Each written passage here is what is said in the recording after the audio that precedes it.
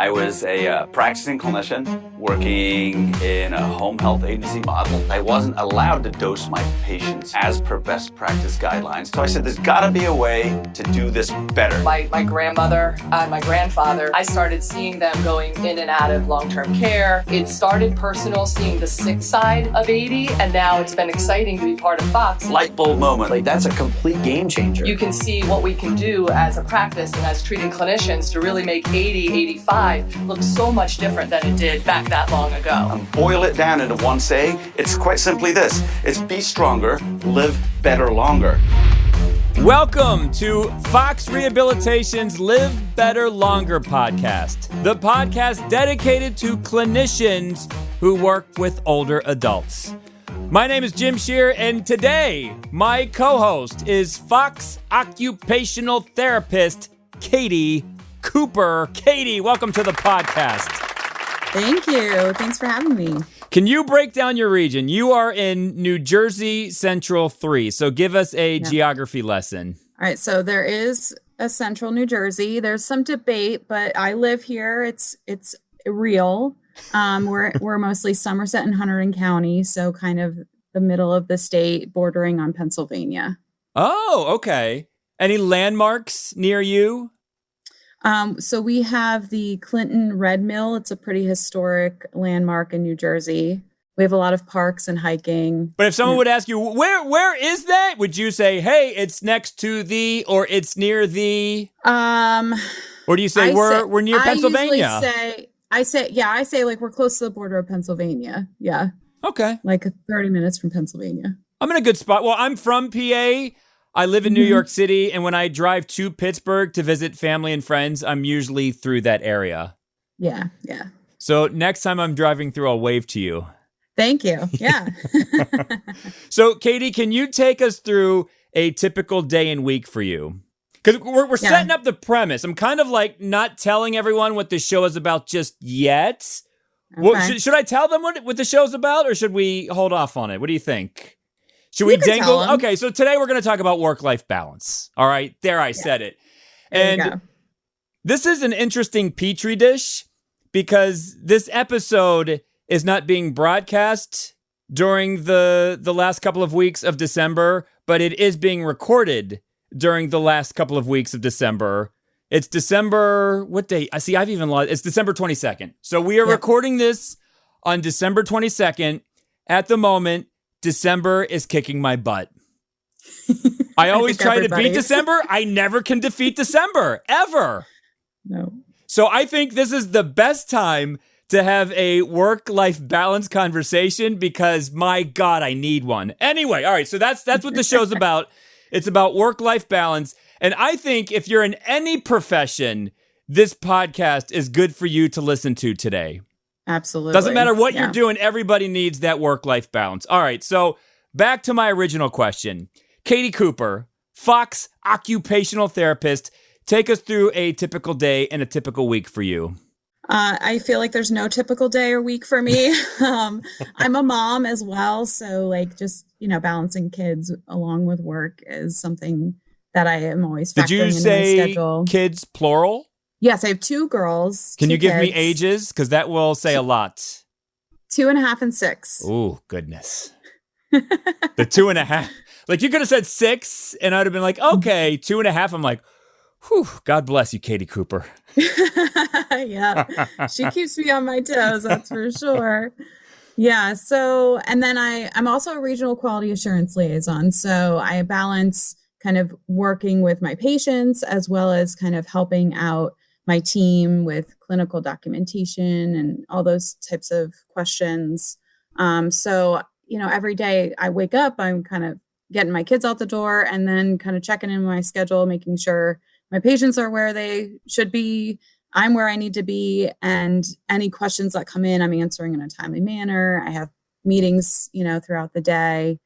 Just kind of every week's a little different. So when I was younger, I never thought about work-life balance. I just grinded it out. But then as you get older and as you have kids, you say to yourself, whoa, like, what's going on here? My life is totally out of balance. So when did it hit you? At what point? Or maybe you're a genius, Katie. Maybe it hit you right out of college. No, definitely not. I'm a recovering perfectionist, so I have always struggled with work-life balance. But I think probably after my first daughter was born, and I really had to kind of change priorities and figure out how to help her, take care of her and raise her, but also have my own life. And I love my career. I chose occupational therapy in 7th grade. So I have been Wow. in this Can we field stop there for a second? Yeah. How did you choose occupational therapy in 7th grade? I was in Girl Scouts and we did some badge about women in science or something like that. And there was an occupational therapist that came to talk to us. And I was like, that's it. That's what I'm going to do. That's incredible. Like through high school, through college. Mm-hmm. Yeah. Wow. I wanted to be a professional baseball player in 7th grade. That never happened. Yeah, it's a rare occurrence, but for me, it kind of just fit and it has been that way since. All right, so you love being an occupational therapist. You have your first kid, and this is the first time in your life you start thinking about work-life balance. Yeah. No longer can I work all night and take care of a kid and take care of myself. That's just not feasible anymore. So I actually worked with a health coach to kind of get myself back in order and find myself again and figure out how to take me through those conversations. Yeah. Oh, I still think about that time. She helped me kind of figure out what my priorities were and how to, fix my nutrition so my body felt good again and get my energy back. And then I could just kind of find my way, and find that balance again. So what do? Do you list your priorities? Like what's most important to you? What's sort of medium important to you? Yeah. So you look at kind of like, so I actually just finished training to become a health coach. So there's 12 areas. You're perfect for this podcast then. There's 12 areas we look at. It's called our circle of life. And you kind of rate them. It's similar to what we do in therapy too. You kind of rate your goals and what is important to you and what you want to work on. So you find your strengths and then you find the areas that are kind of off balance and what you want to work on. And then you focus on those and figure out how to take care of those aspects of your life. Can I have a session with you now? Yes, let's go. So my problem is when it's the end of the workday, I can't get my brain to stop. Yeah. So I'll be making dinner. I know I'll even be eating dinner with my family and I'll think about things that I have to do the next day. So is there a way to just flip the switch off? Yeah. So that's like part of kind of the stress cycle. So, we have these like stressors throughout our day and it can be, things you have to do at work, or it can be global pandemic, or it could be your kids, and because evolutionary wise, we used to have to, fight or run or freeze to protect ourselves. That's kind of what our body goes into that response. But we don't know how to turn off that response nowadays. Before it used to be, okay, I'm safe. I'm in my cave. The lion is gone and I can go about my day. But we are constantly bombarded with these stressors all day long. We're just on this cycle and this loop and we have to turn it off. We have to shut it off. So there's some easy ways you can do that. All right. I need these easy ways, Katie. Yeah.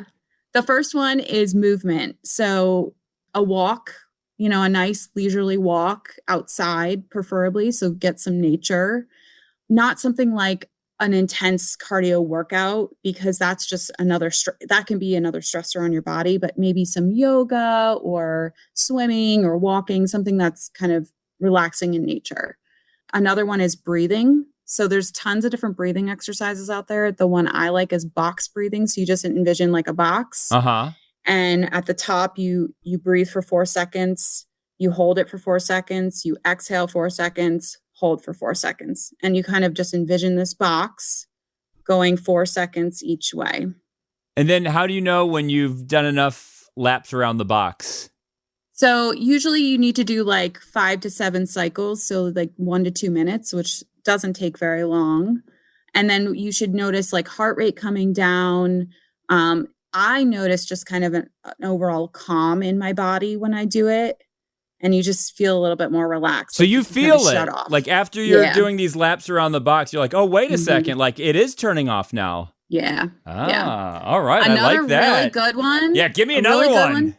20-second hug with someone you truly trust and care about. Oh. And you count it 20 seconds. I like that. Yeah. I've got 2 kids. I'll give them 20-second hugs. There you go. Yeah. It'll be good for your kids and for you. How do you know when you're being stressed out? So for me, I definitely start to feel it. I am exhausted when I'm stressed out. Like I just have no energy at the end of the day. I snap at my kids or my husband more than I should, or, I shouldn't at all, but I definitely feel like I get to the end of my rope a lot quicker than I would normally. And yeah, for me, like I start to get more red in my face. I feel like I can feel the tension in my shoulders and I just feel off.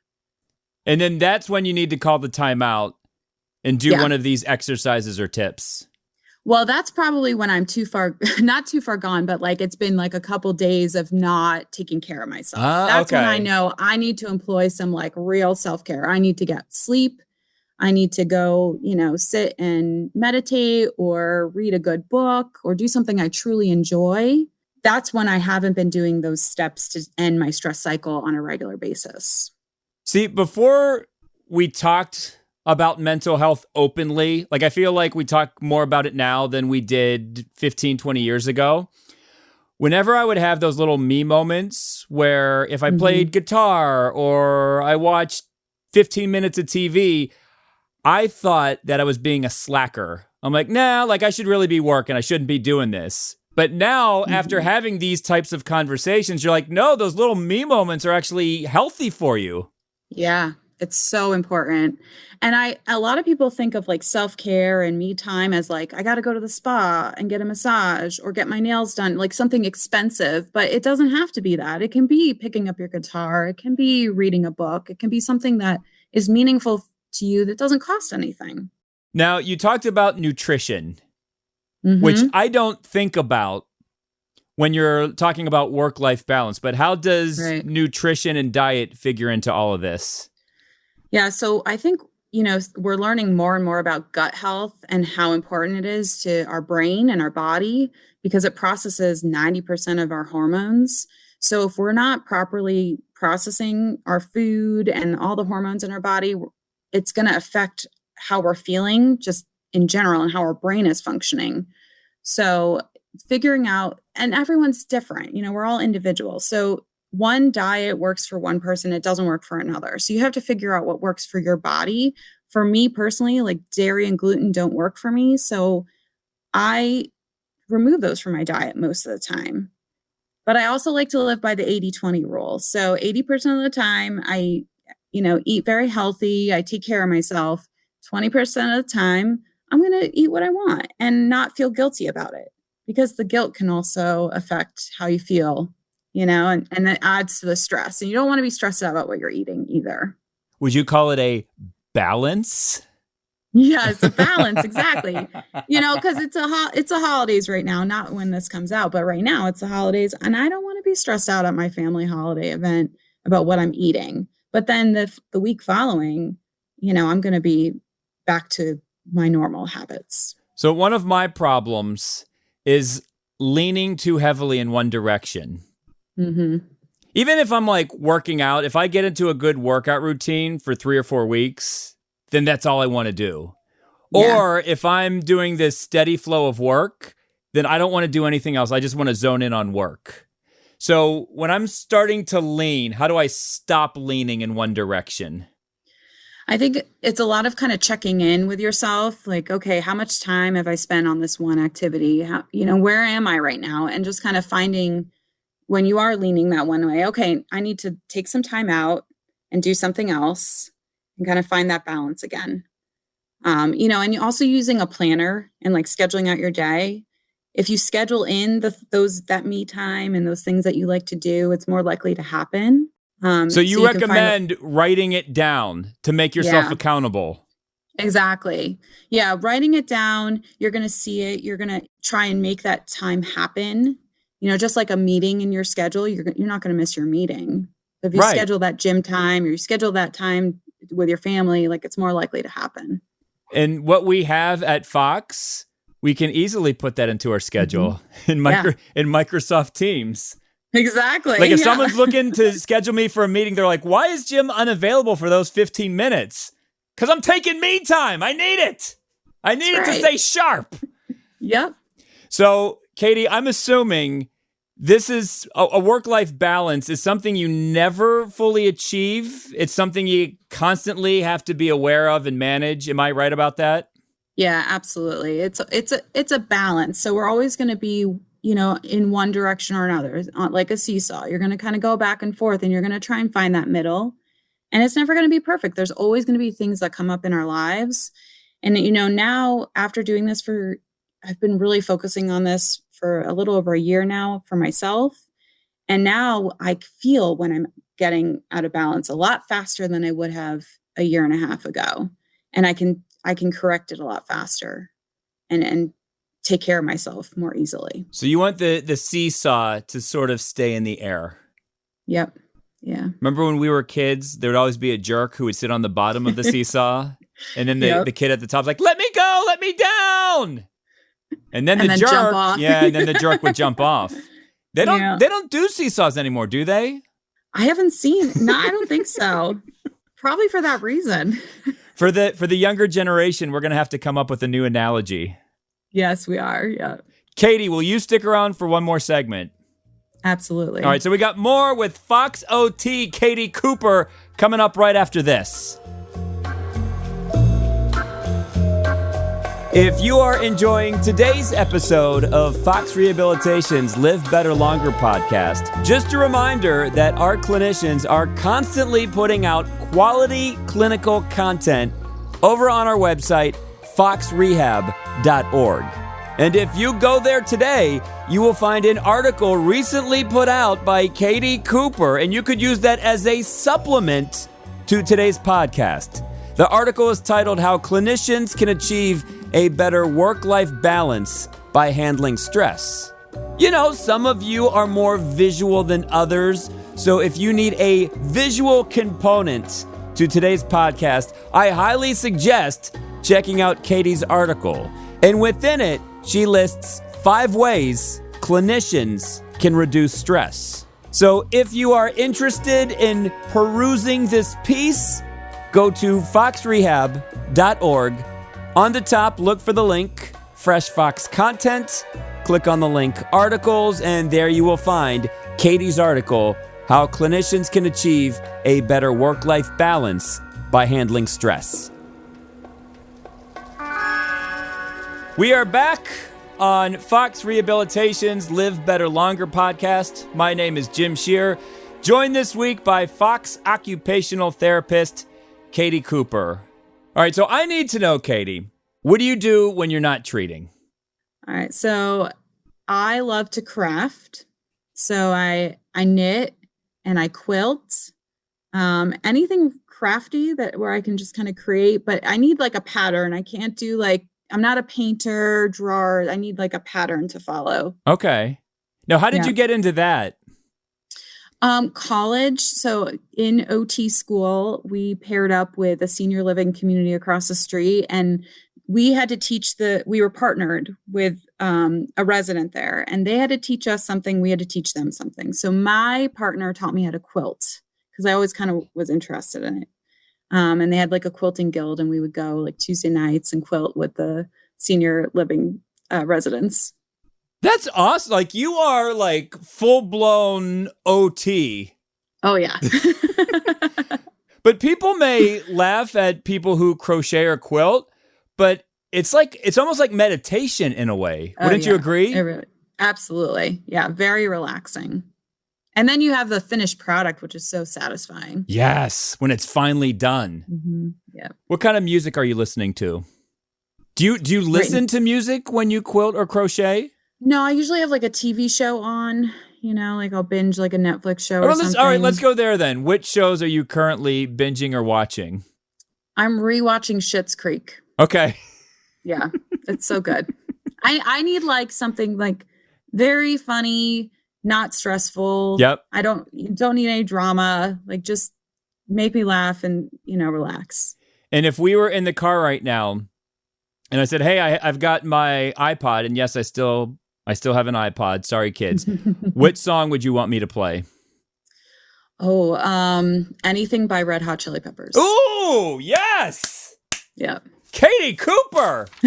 Hey, before you go, I want to put you through the acronym challenge. Okay. Now, here's the reason why. When I started with Fox, the first week, I had a gazillion acronyms thrown at me.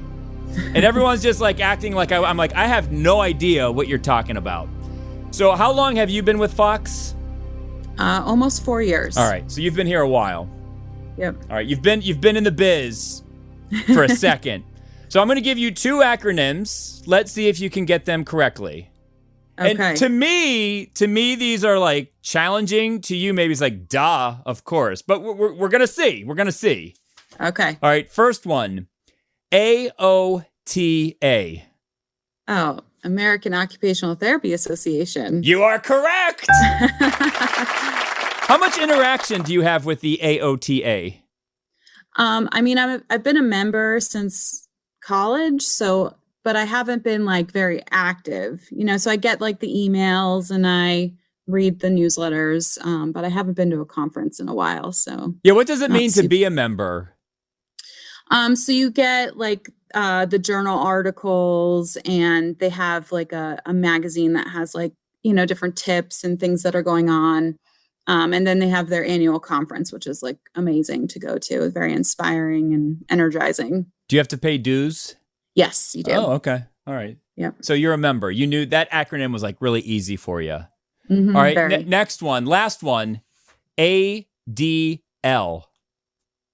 Oh, activity of daily living. There you go. See? I read some journal piece and I'm like, ADL, what's ADL? And then I went on Google. I'm like, ADL for healthcare. Oh, okay. Activities of daily living. So how often do you use that acronym? Every day. Every day. So see, Katie, you passed. You easily passed the acronym challenge. I was nervous. I'm glad I passed. No, you passed. You got it. I'm still learning, but I'm happy that you passed the acronym challenge. Me too. I would hate for you to look like a fool on the Live Better Longer podcast. But you did the complete opposite. I want to have you back. Awesome. Anytime. All right. So once again, this is airing in 2022. It was recorded during the most stressful week of the year, and Katie brought us peace and serenity. And for that, I thank you, Katie. Thank you so much. Yes. So for Katie Cooper, my name is Jim Shear, and we will see yins later.